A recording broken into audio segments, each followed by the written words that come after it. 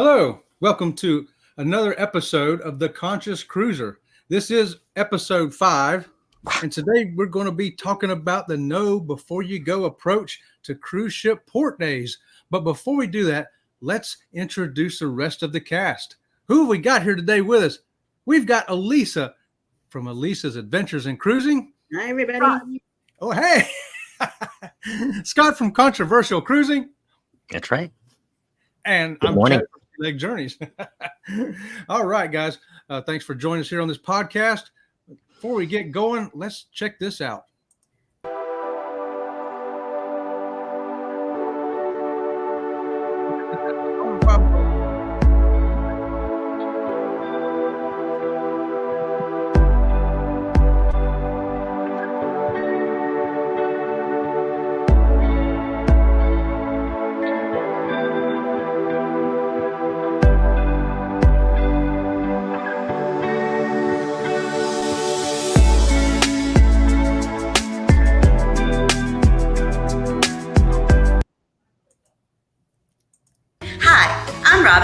This is Chet, and we're Sea Lake Journeys. That's right. So come on with us, and we're going to show you the ships, the ports, and the excursions that we do while we're cruising.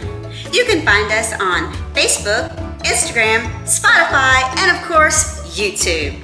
That's right. So come on and join us on all the fun things we're going to do. We also have live shows Wednesday and Friday morning at 8:30 Eastern Time and Sunday night at 6 p.m. So come on and join us there too. And don't forget, we have a wide variety of videos on YouTube, from everything from the food, to the rooms, to the excursions, to the ships. That's right. So come on and join us for the fun here at Sea Lake Journeys. Until next time, we'll see you around the channel. See you around the channel. Well, look at that. Look who we got sponsoring today's episode, Sea Lake Journeys. I love that. Thank you, Sea Lake Journeys. Great. Well, I'll tell you what, I'm so glad to be here with you today, Scott and Alisa, and we got this great topic, know before you go cruise ship port days. I'm excited about this one. How about y'all? I am. We just talked about last week. We talked about sea days. So now this is the sequel to that, the port days, know before you go. Yeah, I saw Alisa driving over the port yesterday. Little road trip for the holiday. Hey, our first question today, though. Y'all ready for this first question? Let's do it. Go for it. So let's talk the port days, and let's play a little hot or cold game. How about this? Number one, we're going to talk about tropical ports and the know before you go on these tropical ports. What have you got? What great tip do you have for us today? Something we need to know before we go to a tropical port. Who wants to kick us off? Alisa does. I can tell. I'll kick it off because I feel like mine is pretty obvious, but we all need a reminder. We're heading down to the Caribbean or to Mexico, any tropical port. We're getting closer to the equator, people. So the sun is much stronger. Definitely you need a hat and some sunscreen. Sunscreen's for everybody. If you have skin, you need sunscreen on it. if you have skin. If you have skin. Most humans have skin. So everybody could use some sunscreen when they're heading to these tropical ports. So that's my tip. Hat and sunscreen. That's a pretty good tip. You know, if you have skin, bring the suntan lotion out. Yeah. Most people I know have skin, so this is going to apply to a lot of people. I really do. I think that covers something for everybody. What have you got for us, Scott? Well, this has become my new favorite thing, and I will give this as a know before you go for the tropical ports. But invest in a collapsible water bottle. Because a lot of these ports have water fountains that have a filtration system, so you do not have to continually buy $2 and $1 water bottles, which, of course, if you do forget your water bottle, you can do that. But if you bring your own collapsible water bottle or your own water bottle, I know these Yetis and Stanleys nowadays are very popular, but if you do bring one of those, then you can have your own water. And again, as Alisa said, it is very, very hot out there, so not only do you need sunscreen for your skin, but but you also need to stay hydrated. And I'm not talking about just beer and liquor. I'm talking about water. So make sure you bring that water bottle and that collapsible water bottle. You will thank all of us in your next tropical port. I like that tip, Scott. I like that. I didn't know that that the water fountains would be filtered, and I always go for the bottled water. But if you have that collapsible water bottle, there you go. You're all You set. can. Yep. As long, just make sure the filter says green. Don't use it go to the next one if it's red. Yeah, Oh, another good that's tip. a very important tip right there.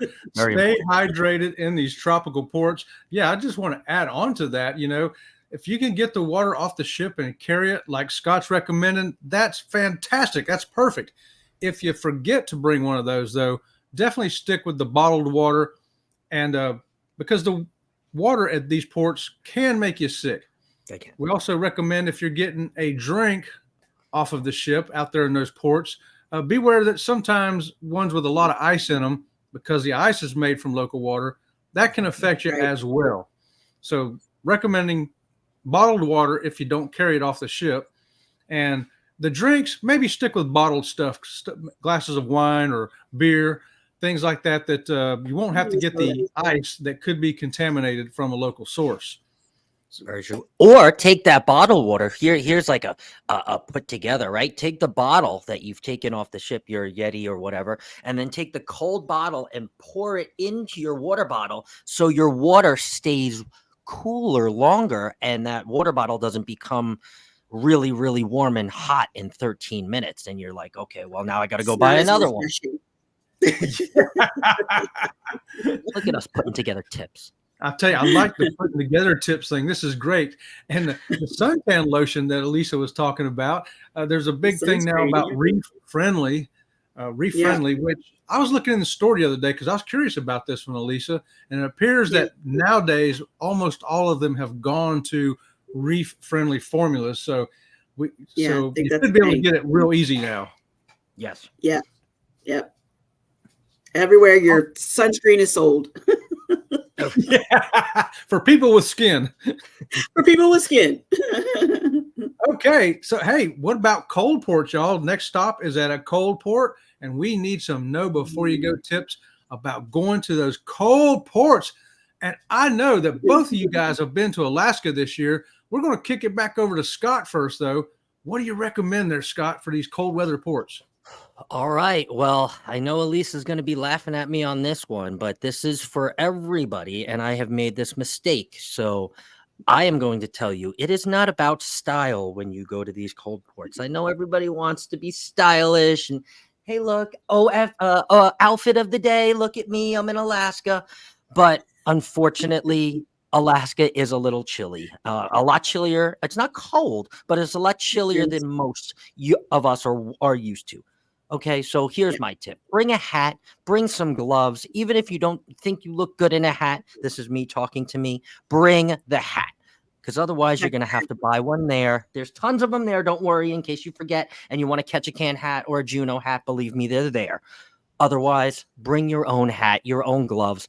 And even, here's my other tip too, right? Bring the gloves and then go to your local sports store and get those hand warmers and put those little hand warmers in your gloves. Oh, I'm telling you, they last for 3-4 hours in a port. You can bring 5 of them, so you have one for every port. And man, oh man, you will stay toasty and you will look great and feel great. And I promise you'll thank us. Yep. Absolutely. That's a fantastic tip, sir, Scott. And by the way, I happen to have a hat from Alaska as well. Just so you know, you weren't the only one that went there without a hat. I did, and then I sent Alisa a video. I said, I know, Alisa, you're going to make fun of me, but here I am. I'm buying a hat. It was concerned. It was concerned, man. Put the hat on. It's cold out there. Alisa did try to warn you about a hat before you went. She did. Multiple times. She did. But hey, besides the hat, what other great tips do you have for us, Alisa? You just went to Alaska too. You did. I did just go to Alaska, and I want to go back. I know we talked about that too. I guess my tip for Alaska is my only cold weather location that I can speak on as far as cruising. I would say definitely spend some time researching the excursions that are available, because they are much pricier than they are in the Caribbean. So, you may not be able to do or want to do an excursion at every port, but if you spend some time researching it, maybe selecting one that really seems like it's going to be the most meaningful to you, that way you can budget it out or prepay for it, and you'll be covered and not have sticker shock by the price of the excursions. They are more expensive there. That's a great tip. That's fantastic, and it's so true. One of the excursions we did when we went last year was $500 a piece. $500 a piece. So that tip is very important. Fabulous. That's a lot. Yeah. And you know what? You still got to book them early, because the one I booked sold out within a week after they put it out. Yeah. It's so popular. But that leads into my tip of the day. You're not going to believe this, Alisa and Scott, but I want all of y'all to take suntan lotion when you go to Alaska. Yes, suntan lotion, because that $600 excursion that I'm telling you about, we took a helicopter up to the glacier, and then we rode a dog sled around on that glacier for an hour. That hour we was there, Robin from Sea Lake Journeys got sunburnt. Sunburnt. Because it was so warm up there, she took off all of her layers, because we had layered. And she was down to just a tank top, and I just had on one shirt, but I had a long sleeve shirt. But she got sunburnt up there in that hour on that glacier.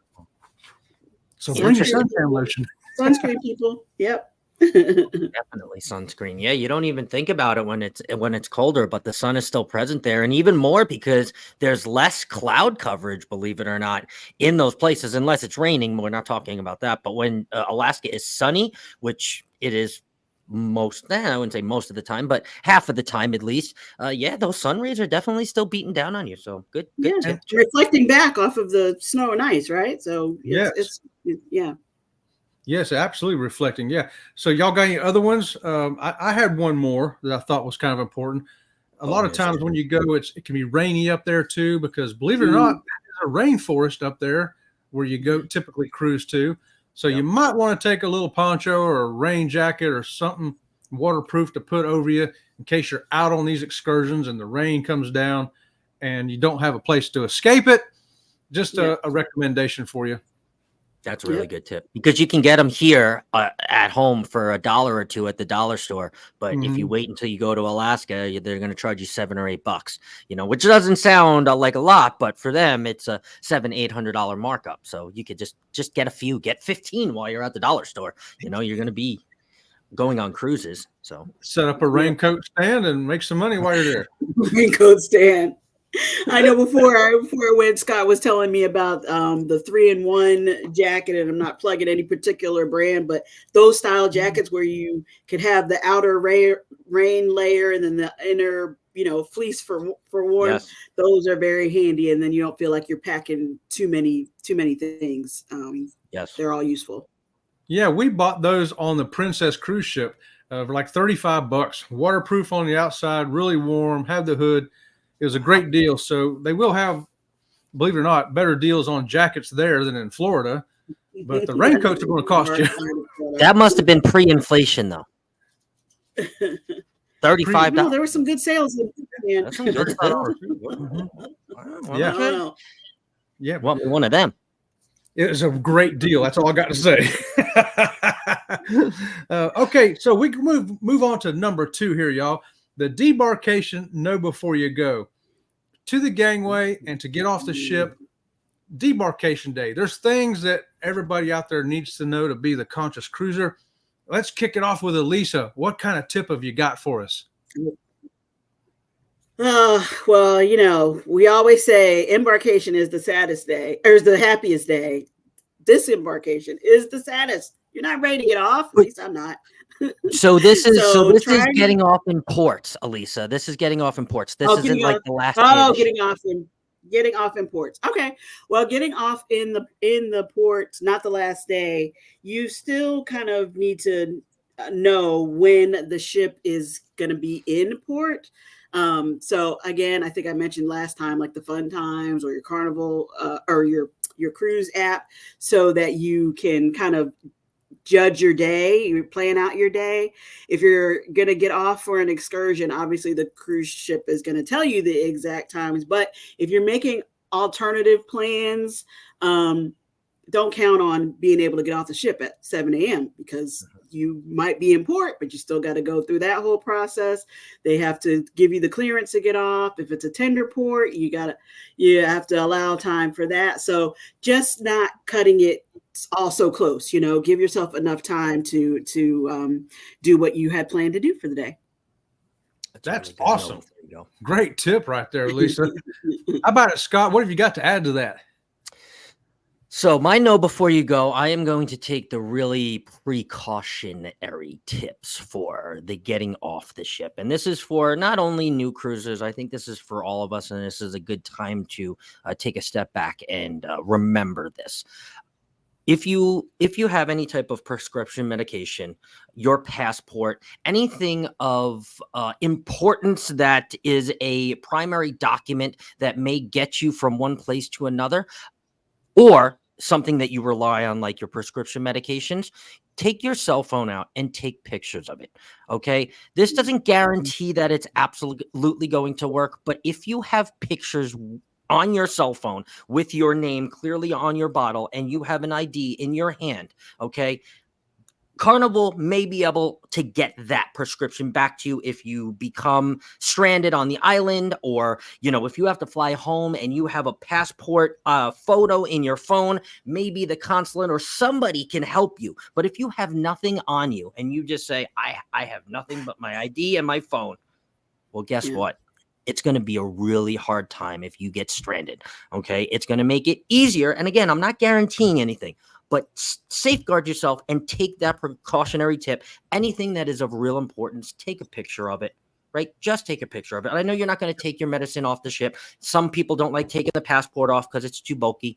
Take the picture of those items and take it off with you. That is my number one know before you go tip. It doesn't matter what it is. Take a picture of it.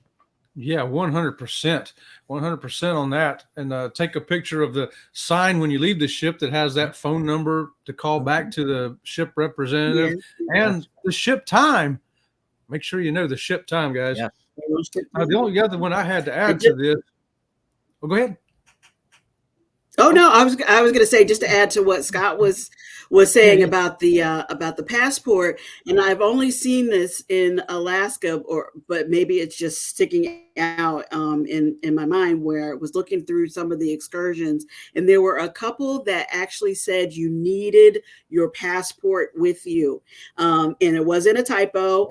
You really did, because you were crossing into Canada, and I don't know what the whole waters setup was there. You needed your passport with you. So if it says that, take it seriously. Bring the passport, bring the bigger bag if you need it, so it's not bulky like you were saying. But there are some islands that are shared, multi-countries. So if it says that, I would believe them and take it with you, so you don't have a problem getting back. I take mine off with me, but I know a lot of people are just, they say that it's bulky. They you're afraid of losing it or stealing it. Yeah. I take it physically with me just to have it. I like that sense of security of having my ID and my passport on me at all times, no matter where I am. Yeah. The passport's a great thing to have, because if something happens, you get left behind, you've got to have the passport to get off of the island or wherever you're at.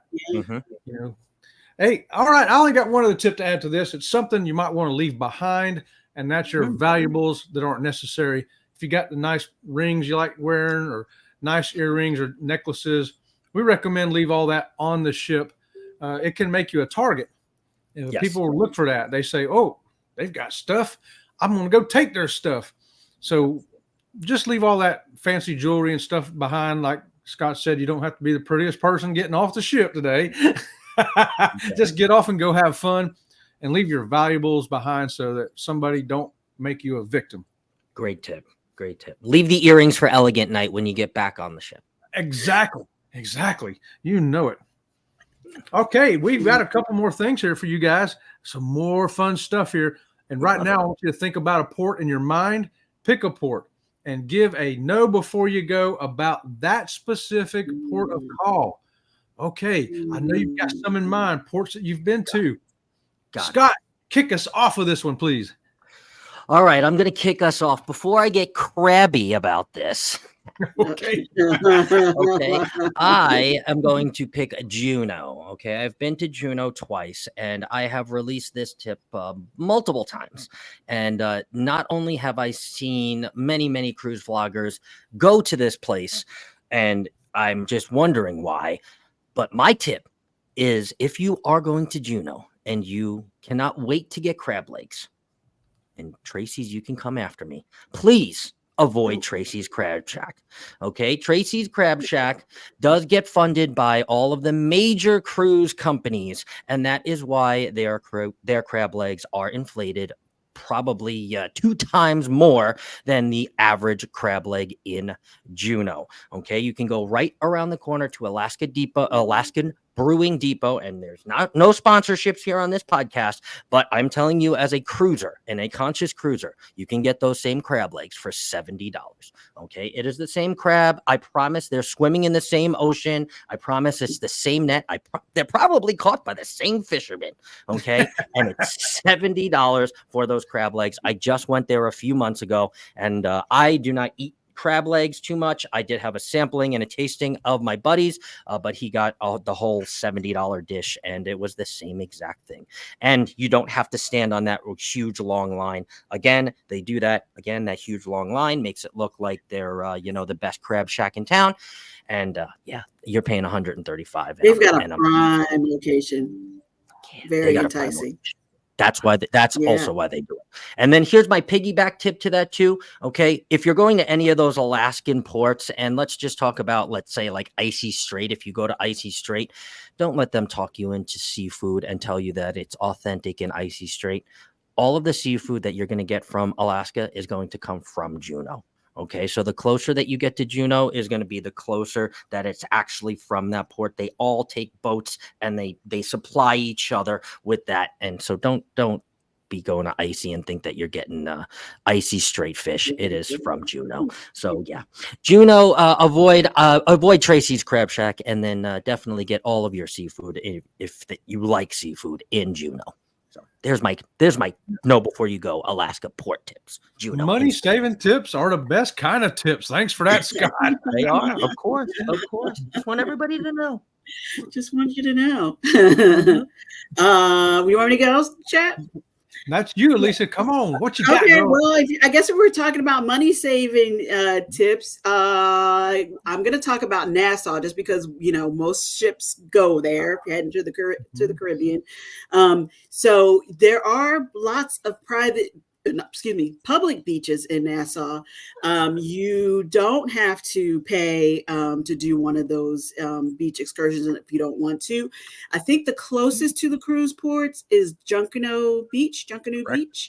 And it's, I want to say like 1 to 2 miles. Like, I think it's walkable, but know your limits, that hot sun. Do you really want to walk it? So, but you could take a taxi there or an Uber or whatever to get there, and enjoy. And I know they have public facilities, restrooms, change rooms. Now, whether they're exactly what we're expecting is another thing, but they are there. So maybe if you just want to see the beautiful water up close, go to the beach and not spend too much on a beach excursion, you can go to the public beaches in Nassau. And Senior Frogs is halfway, so if you get thirsty, you can get on your way there or back. You can get a Senior Frogger. Water, guys, water. No, I'm piggybacking right off of Alisa here too. We didn't look into saving money because we know the crowds at Junkanoo. We've been there before. But they built that great, wonderful Margaritaville right next to it. They did. Right next to it. And so, but it is kind of a money-saving tip, too, because before the Margaritaville opened, if you want a nice water park, you'd have to go to Atlantis. And Atlantis costs so much, I won't even repeat the price here because it's probably went up $20 since we started this podcast. So we wanted something in between. We can't afford Atlantis, but we don't want to sit at Junkanoo either. So Margaritaville built right next door to Junkanoo. It was like $75 a person. A great water park in there, and it was no crowd in there. You can go and watch our videos from Margaritaville that day. There's hardly anybody there. It was clean. It was beautiful. It was fun. It was affordable. And we could look right next door to Junkanoo, and it was packed. I don't think you could put a towel down on that beach that day we was there. We had a great time at Margaritaville. So I'm going to give you a recommendation for the Port of Nassau. Nice.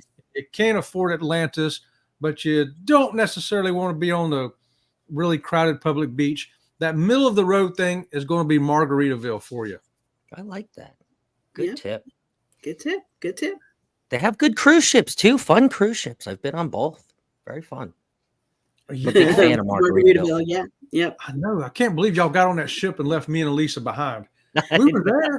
Me and Alisa was right there. See how your friends are. And then he has the gall to invite us to be on this podcast.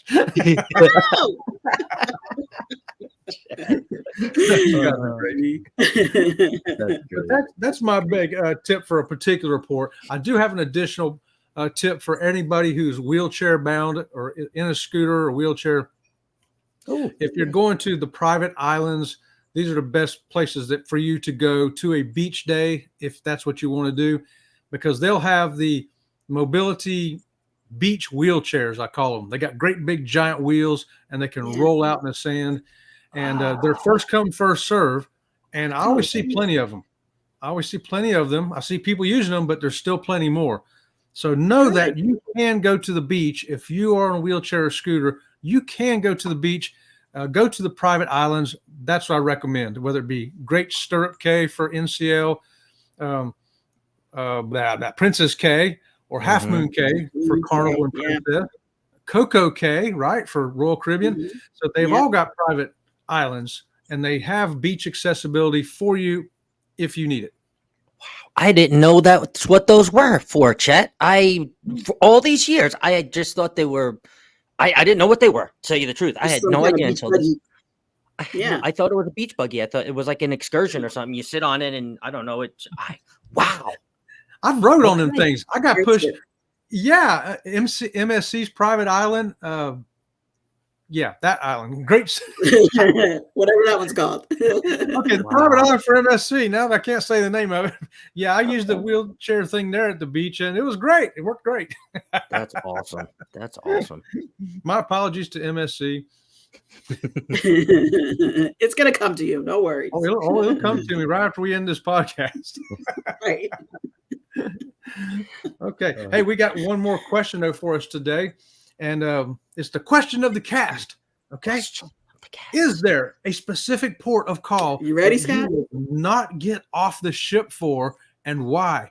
Guys, this is the one. You know it's going to be a port day. We're pulling into that port, and you're saying to yourself, nah, I'm not getting off the ship today. Which port is that? I'll go first since y'all were thinking about it so hard. All right, I think I got it. Yeah. I'll give you a general answer first, and then I'll go to a specific one.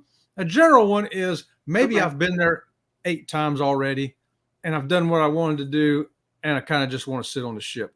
That's going to be the port, the general port. Specifically, though, it's probably going to be a port like Freeport in the Bahamas. We've been to Freeport a couple of times. Most of the stuff they have to do there is catamarans and snorkeling and beach, which we've done that a million times in our life, so we don't have a great interest in it anymore. So Freeport is the one that I'm probably going to say, this is a good day for me to stay on the ship. Okay, Alisa, I see you nodding. Are you ready? That makes sense. Yeah, I guess so. I don't really think I have one that I always want to get off, at least for a little bit, and say that I was there. I go to the shops just at the port if I'm not really feeling an excursion that day, or don't have anything booked. I always get off for a little bit. But if I get off, and this is like a reminder that we are going to foreign countries, guys. So there are different things happening in those places that we might not be aware of. So if I get off and I notice heavily armed guards / military, they're there for a reason, and it's not. They're there for a reason. that doesn't necessarily make me feel like, oh, okay, I'm going to go further. I tend to say, you know what? I've seen enough and I go back. But that's just Yeah. me. So I say, listen to the travel advisories or even check the travel advisories before you go, just so you're aware that there might be a situation, and then you can judge for yourself whether or not you want to explore more or less. That's it. Awesome tip. Scott, what have you got? Agreed. So I'll go a little bit further. This one's kind of going to pain me a little bit because when I first restarted, I don't want to say restarted, but when I started cruising after the age of 21, I visited this port quite a few times, and I actually had a really good friend who lived here, and he no longer lives there. He actually lives in the States now, which is kind of cool. But this is Belize, and in particular, I'm talking about Belize City. Okay, I know there are new cruise ports now and private islands in Belize. I'm not specifically talking about those. I'm talking about the Belize City. Okay, Belize City 10, 12-ish years ago was a lot safer, and there were a lot less things going on than there are now. Okay, civil unrest and things like that. Belize was a wonderful, wonderful port. Belize City was a wonderful port 10, 12 years ago. I had taken many excursions. My buddy even took me in his own personal car, and we went around the whole island. It was amazing.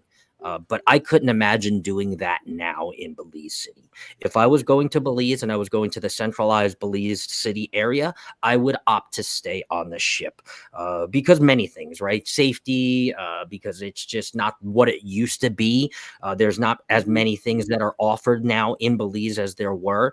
So for me, have seen it 12 years ago and seeing, I don't want to say flourishing, but seeing it what it was 12 years ago to what it is now, and also not having my friend there, I would not have as good of a time in Belize as I would now. And I know there are a lot of other things, like I said, going on there to make me not want to get off the ship. So that would be one in particular. I know another one that's popular. Everyone says, oh, don't go to Jamaica. Don't go to Jamaica. I would probably put Belize over Jamaica. So That's that interesting. Is true about change in location. Very much. I think it's still like Roatan is the new spot to go as Yes. opposed to Belize City. Correct. Yeah, these are great tips for everybody out there listening to know before you go. Something to think about. Make your own decisions on what you're going to do, but at least you'll have some information to help you figure out what it is that's going to be best for you. Correct. Guys, I think we've had a great episode number 5 here today. Can't believe it. Number Goes so 5. fast. So let me just ask y'all real quick before we kick off. Alisa, what you got going this week? Oh my goodness. This week, tomorrow, morning, or I shouldn't say that. Edit that part out. I was going to say we'll be live. We will be. But in the evening, I'm doing the Monday mood check at 7 p.m. And then I am working on my vlog series from the Firenze. So I'm hoping to have one out this week as well. Amazing. Nice. What you got, Scott? This week we are fully packed. I have the Conscious Cruiser on Monday morning, which is what you guys are listening to right now. Thank you very much. And then on Wednesday, I'll have my Cruise Talk Live with Warm Strong Adventures. Thursday, I will have Thirsty Thursday with Jimmy in the Seawave Lounge. Friday, we'll have Match Game Live. I believe we have TNT Adventures to see this week. Nice. And then Saturday, I'll have my own podcast with you guys, the Controversy Cast. And then we'll be right back here next week. Well, here at Sea Lake Journeys, we've got, of course, the podcast at 8:30. And then Wednesday and Friday at 8:30, we've got our live morning show. Sunday night, 6 p.m. Robin from Sea Lake Journeys will join me. Please, everybody listening, check out our YouTube channel. You can find us all there on YouTube and at Instagram and Facebook and pretty much everywhere else. And Spotify. And Spotify especially. Yes. Thank you, Scott. Guys, thanks for joining us this week. We'll look forward to seeing you again next week.